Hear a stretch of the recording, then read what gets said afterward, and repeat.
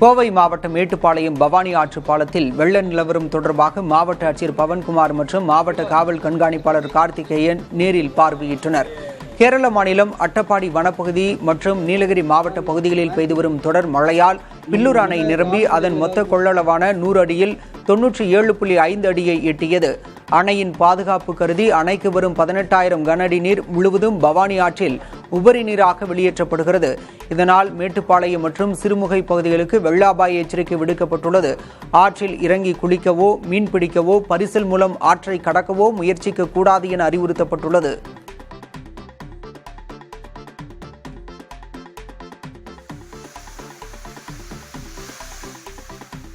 கனமழை எச்சரிக்கை காரணமாக கோவை காரமடை வனக்கோட்டத்தில் உள்ள பரளிக்காடு மற்றும் பூச்சமரத்தூர் சூழல் சுற்றுலா தலங்களில் பொதுமக்கள் குளிக்க வனத்துறை தடை விதித்துள்ளது.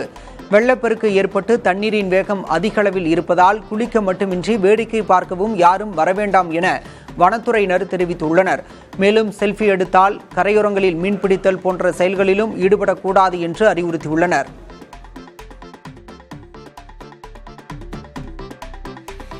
நீலகிரி மாவட்டத்திற்கு இன்றும் ரெட் அலர்ட் விடுக்கப்பட்டுள்ள நிலையில் காலை முதல் பலத்த காற்றுடன் சாரல் மழை பெய்து வருகிறது. கடந்த 24 மணி நேரத்தில் அவலாஞ்சியில் 35.3 சென்டிமீட்டர் அளவிற்கு அதி கனமழை கொட்டியுள்ளது. பலத்த காற்று காரணமாக கடும் குளிர் நிலவி வருவதால் பொதுமக்களின் இயல்பு வாழ்க்கை பாதிக்கப்பட்டுள்ளது. சுற்றுலா பயணிகளின் பாதுகாப்பை கருத்தில் கொண்டு தொட்டபெட்டா மலை சிகரம், அவலாஞ்சி, உதகை படகு இல்லம், பைன் ஃபாரஸ்ட், பைக்காரா படகு இல்லம், பைக்காரா நீர்வீழ்ச்சி, உதகை அரசு தாவரவியல் பூங்கா, ரோஜா பூங்கா ஆகியவை இன்று மூடப்படுவதாக மாவட்ட நிர்வாகம் தெரிவித்துள்ளது. இதன் காரணமாக சுற்றுலா தலங்கள் வெறிச்சோடி காணப்படுகின்றன. கூடலூரில் தொடர்ந்து பெய்யும் கனமழை காரணமாக ஆறுகளில் வெள்ளப்பெருக்கு ஏற்பட்டுள்ளது.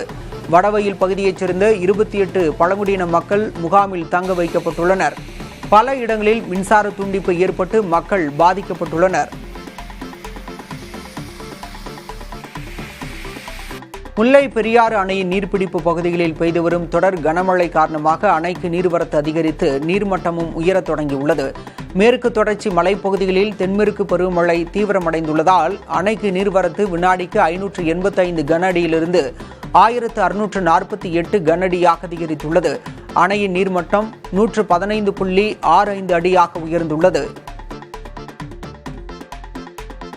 கோவை மாவட்டம் பொள்ளாச்சி அருகே மேற்கு தொடர்ச்சி மலையில் பெய்து வரும் தொடர் கனமழையால் ஆழியாறு கவியருவியில் வெள்ளப்பெருக்கு ஏற்பட்டுள்ளது. செந்நிறமாக ஆர்ப்பரிக்கும் தண்ணீரில் கற்கள் அடித்து வரப்படுகின்றன. கடந்த 5 மாதங்களாக வறட்சி காரணமாக மூடப்பட்டிருந்த இந்த அருவியில் தற்போது வெள்ளம் ஆர்ப்பரித்து கொட்டுகிறது. இதனிடையே தொடர் மழையால் 120 அடி கொண்ட ஆழியார் அணையின் நீர்மட்டம் 77.10 அடியை எட்டியுள்ளது. நெல்லை மாவட்டத்தில் மேற்கு தொடர்ச்சி மலையில் அமைந்துள்ள பாபநாசம் மற்றும் சேர்வலாறு அணைகளின் நீர்மட்டம் ஒரே நாளில் 4 அடி உயர்ந்திருக்கிறது. 143 அடி உயரம் கொண்ட பாபநாசம் அணையின் நீர்மட்டம் 89.15 அடியாக உயர்ந்துள்ளது. அணைக்கு வினாடிக்கு 2571 கன அடி தண்ணீர் வந்து கொண்டிருக்கிறது. அணையிலிருந்து 300 கன அடி தண்ணீர் வெளியேற்றப்படுகிறது. 156 அடி உயரம் கொண்ட சேர்வலாறு அணையின் நீர்மட்டம் 105.97 அடியாக உயர்ந்துள்ளது. இதேபோல மணிமுத்தாறு அணையின் நீர்மட்டம் 84 அடியாக உயர்ந்திருக்கிறது. இதனிடையே தொடர் மழையால் விவசாய பணிகள் பாதிக்கப்பட்டுள்ளன.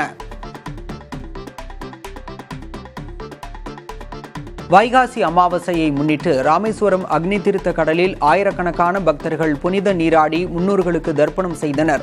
அதிகாலை முதல் 22 தீர்த்தங்களிலும் நீராடி ராமநாத சுவாமி மற்றும் பர்வதவர்ணி அம்பாளை தரிசிக்க பக்தர்கள் நீண்ட வரிசையில் காத்திருந்தனர். சாலை வரை வரிசை நீண்டதால் கூட்ட நெரிசல் காரணமாக போக்குவரத்து பாதிக்கப்பட்டது. கோயில் நிர்வாகம் சிறப்பு தடுப்புகள் அமைத்து கூட்டத்தை கட்டுப்படுத்தியது.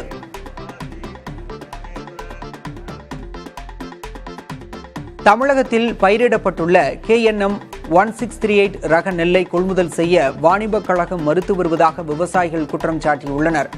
திருவள்ளூர், காஞ்சிபுரம், திருவண்ணாமலை உள்ளிட்ட பல மாவட்டங்களில் KNM 1638 என்ற நெல் ரகம் விவசாயிகளால் நடப்பாண்டு அதிக அளவில் சாகுபடி செய்யப்பட்டுள்ளன. குறுகிய கால பயிராக 90 நாட்களில் விளையும் இந்த ரகம் வாயிலாக விவசாயிகளுக்கு அதிக மகசூல் கிடைத்துள்ளது. உற்பத்தி செய்யப்பட்ட நெல்லை அரசு கொள்முதல் நிலையங்களுக்கு விவசாயிகள் எடுத்துச் சென்று வருகின்றனர். தமிழ்நாடு நுகர்பொருள் வாணிபக் கழகத்துடன் ஒப்பந்தம் செய்துள்ள தனியார் அரிசி ஆலைகளில் இந்த நெல்லை அரவை செய்து அரிசியாக்கி தருவதற்கு மறுப்பதாக கூறப்படுகிறது. இதனை காரணமாக கூறி கொள்முதலை வாணிபக் கழக அதிகாரிகள் நிறுத்தி வைத்துள்ளதாக விவசாயிகள் குற்றம் சாட்டியுள்ளனர். நுகர்பொருள் வாணிபக் கழக முடிவால் பெரிய அளவில் நஷ்டம் ஏற்பட்டுள்ளதால் இந்த பிரச்சினைக்கு அரசு தீர்வு காண வேண்டும் என விவசாயிகள் கோரிக்கை விடுத்துள்ளனர்.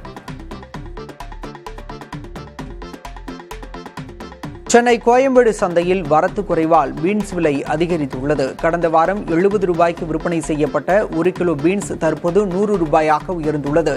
இதேபோல மற்ற காய்கறிகளின் விலையும் கணிசமாக உயர்ந்துள்ளது. உலக பிரசித்தி பெற்ற திருவாரூர் தியாகராஜர் கோயிலில் இறுதி நாள் தெப்பத் திருவிழா கோலாகலமாக நடைபெற்றது. கமலாலய குளத்தில் மின் விளக்குகளால் அலங்கரிக்கப்பட்ட தெப்பம் 3 முறை வலம் வந்தது. 3 நாட்கள் நடைபெற்ற இந்த விழாவில் ஆயிரக்கணக்கான பக்தர்கள் பங்கேற்று சுவாமி தரிசனம் செய்தனர்.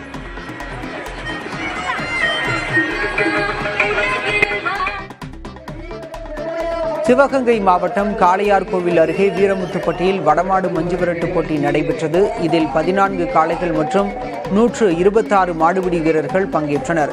போட்டியில் வெற்றி பெற்ற காளைகளின் உரிமையாளர்கள் மற்றும் மாடுபிடி வீரர்களுக்கு பரிசுகள் வழங்கப்பட்டன. கள்ளக்குறிச்சி மாவட்டத்தில் அடையாளம் தெரியாத வாகனம் மோதிய விபத்தில் காவல் உதவி ஆய்வாளர் உயிரிழந்தார். சின்னசேலத்தை அடுத்த ராயப்பனூரைச் சேர்ந்த காவல் உதவி ஆய்வாளர் சாமிநாதன் இருசக்கர வாகனத்தில் வீடு திரும்பிக் கொண்டிருந்த போது விபத்தில் சிக்கினார். சென்னை சேலம் தேசிய நெடுஞ்சாலையில் அடையாளம் தெரியாத வாகனம் மோதியதில் தூக்கி வீசப்பட்ட சாமிநாதன் சம்பவ இடத்திலேயே பரிதாபமாக உயிரிழந்தார். கடலூர் மாவட்டம் பெண்ணாடம் அருகே 3.5 டன் ரேஷன் அரிசி கடத்திய 4 பேர் கைது செய்யப்பட்டனர். ரகசிய தகவலின் அடிப்படையில் குற்ற நுண்ணறிவு பிரிவினர் நடத்திய சோதனையில் பூவனூர் கிராமத்தில் 3500 கிலோ ரேஷன் அரிசியுடன் சரக்கு வாகனம் பறிமுதல் செய்யப்பட்டது. இந்த ரேஷன் அரிசியை கடத்த முயன்ற 4 பேரை காவல்துறையினர் கைது செய்தனர். சேலம் மாவட்டம் மேட்டூரில் காவிரி ஆற்றில் மூழ்கி ஒருவர் உயிரிழந்தார். பூசாலியூரைச் சேர்ந்த கூலி தொழிலாளி ராகுல் மேட்டூர் அணையை சுற்றி பார்த்துவிட்டு மூலக்காடு காவிரி ஆற்றில் நண்பர்களுடன் குளித்துக் கொண்டிருந்தார். அப்போது எதிர்பாராத விதமாக நீரில் மூழ்கி உயிரிழந்தார். காவிரி ஆற்று பகுதிகளில் பாதுகாப்பு நடவடிக்கைகளை மேற்கொள்ள வேண்டும் என பொதுமக்கள் கோரிக்கை விடுத்துள்ளனர். திண்டுக்கல் மாவட்டம் ஒட்டன்சத்திரம் காய்கறி மார்க்கெட்டில் வரத்து அதிகரிப்பால் சேனைக்கிழங்கு விலை குறைந்திருக்கிறது. 1 கிலோ சேனைக்கிழங்கு 43 ரூபாயாக உள்ளது. இதேபோல சுரைக்காய் 1 கிலோ 5 ரூபாயாக விலை குறைந்துள்ளது. விழுப்புரம் மாவட்டம் செஞ்சி அருகே அரசு மற்றும் சுற்றுலா பேருந்துகள் மோதிக்கொண்டதில் 10க்கும் மேற்பட்ட பயணிகள் படுகாயமடைந்தனர். மேல்மலையனூரிலிருந்து சென்னை நோக்கி சென்ற அரசு பேருந்தும் புதுச்சேரியிலிருந்து ஆந்திராவின் சித்தூருக்கு சென்ற சுற்றுலா பேருந்தும் வல்லம் தொண்டியாற்று பாலம் அருகே மோதிக்கொண்டன. இதில் 2 பேருந்துகளிலும் பயணித்த 10க்கும் மேற்பட்டோர் படுகாயமடைந்ததை அடுத்து செஞ்சி அரசு மருத்துவமனையில் அனுமதிக்கப்பட்டனர். செங்கல்பட்டு மாவட்டம் கூடுவாஞ்சேரியில் தனியார் குடோனில் ரேஷன் அரிசியை பதுக்கி வைத்ததாக பார்த்திபன், அப்துல் ஹமீத், சாந்தகுமார் ஆகிய 4 பேர் கைது செய்யப்பட்டனர். 3250 கிலோ அரிசியும் கடத்தலுக்கு பயன்படுத்தப்பட்டதாக சரக்கு வாகனம் மற்றும் 2 இருசக்கர வாகனங்களும் பறிமுதல் செய்யப்பட்டன.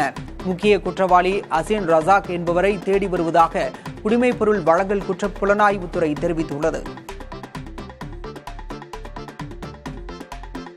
தேனி மாவட்டம் கம்பம் அருகே ஏய்கழுத்து அடிவார பகுதியில் பள்ளி மாணவர்களுக்கு வரலாற்று விழிப்புணர்வு நடைபயணம் நடைபெற்றது. பண்டைய கால மக்களின் வாழ்வியலை விளக்கும் வகையில் வரலாற்று ஆய்வாளர்கள் பஞ்சுராசா மற்றும் சோம்நாத் பாரதி ஆகியோர் மாணவர்களை வழிநடத்தி முதுமக்கள் தாழி, பழைய இரும்பு உருக்கு ஆலைகள் போன்ற பல்லாயிரம் ஆண்டு வரலாற்று தடயங்களை காண்பித்தனர்.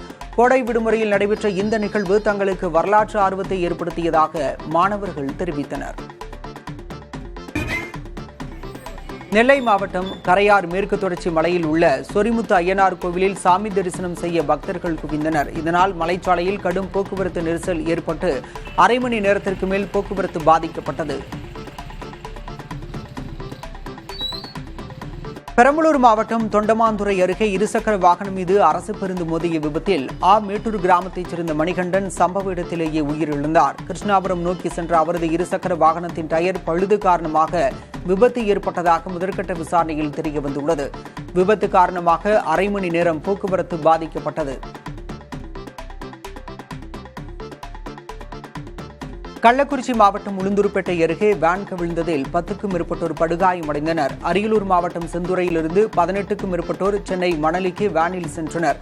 அப்போது உளுந்தூர்பேட்டை அருகே வண்டிப்பாளையம் பகுதியில் முன்னால் சென்ற கார் மீது மோதாமல் தவிர்க்க முயன்றபோது வேன் கட்டுப்பாட்டை இழந்து கவிழ்ந்தது. இதில் படுகாயமடைந்த 10க்கும் மேற்பட்டோர் மருத்துவமனையில் அனுமதிக்கப்பட்டுள்ளனர்.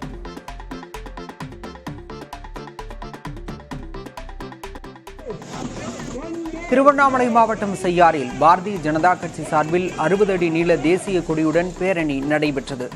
ஆபரேஷன் சிந்தூர் வெற்றியை கொண்டாடும் விதமாகவும் ராணுவத்திற்கு நன்றி தெரிவித்தும் நடத்தப்பட்ட பேரணியில் முன்னாள் ராணுவ வீரர்கள், பொதுமக்கள் உட்பட திரளானோர் பங்கேற்றனர்.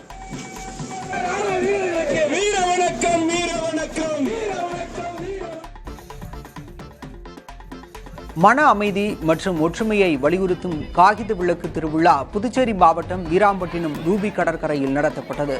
சீனா, ரஷ்யா போன்ற நாடுகளில் நடத்தப்படும் புகழ்பெற்ற இந்த காகித விளக்கு திருவிழாவில் 500க்கும் மேற்பட்டோர் கலந்து கொண்டு காகித விளக்குகளை வானில் பறக்கவிட்டு மகிழ்ந்தனர்.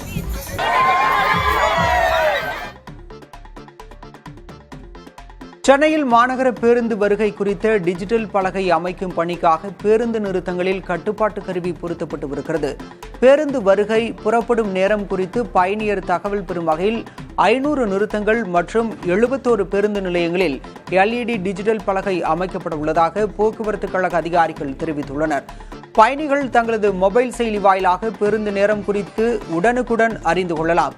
சோதனை முயற்சியாக அண்ணா சாலையில் 2 நிறுத்தங்களில் டிஜிட்டல் பலகை அமைக்கப்பட்டுள்ளது.